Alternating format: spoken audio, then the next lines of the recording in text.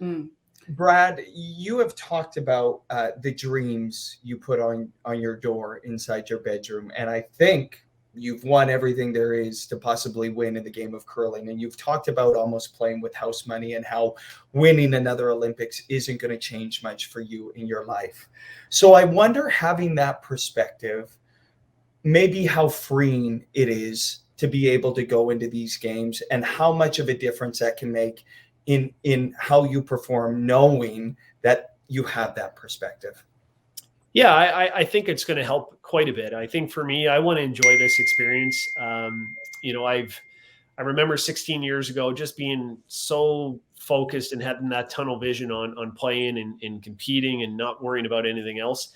But I want to enjoy this and embrace it and feel pretty grateful for having the opportunity to do this in a pandemic where, there are parts of the world that are in lockdown and we get to go compete at the Olympics, which is pretty fortunate. And from my perspective, whether we win or lose is not going to change too much for me.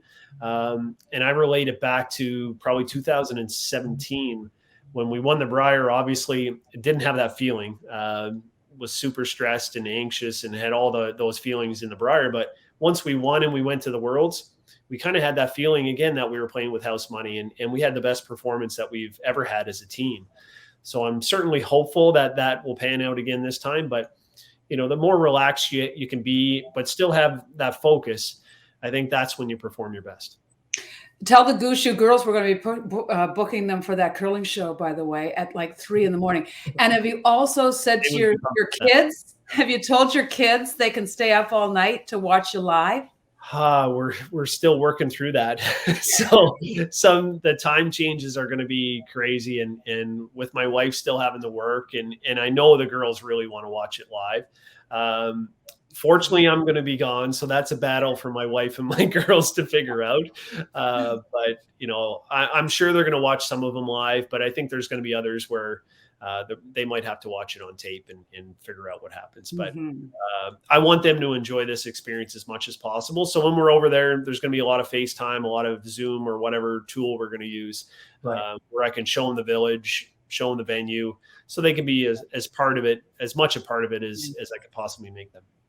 Brad, you'll recall our lengthy conversation about a year ago right now about the oral history I was working on to roll out. It's actually rolling out on this Sunday.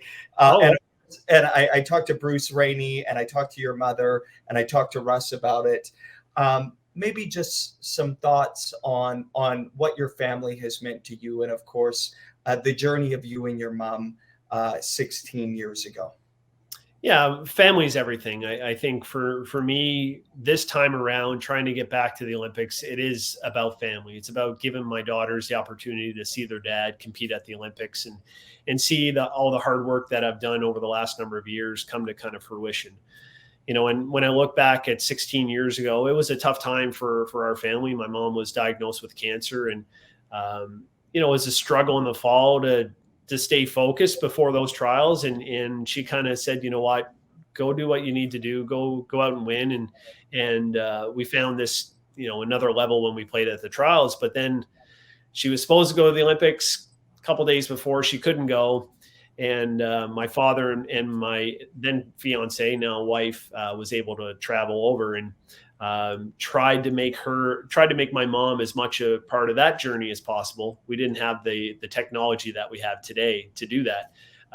But I was able to phone her right after the final. And I think there was probably 3 words and a lot of tears on that phone call. So, it's a pretty special moment. But my mom, my dad, my wife, my sister, they've all been integral parts of my success over the last 25, 30 years.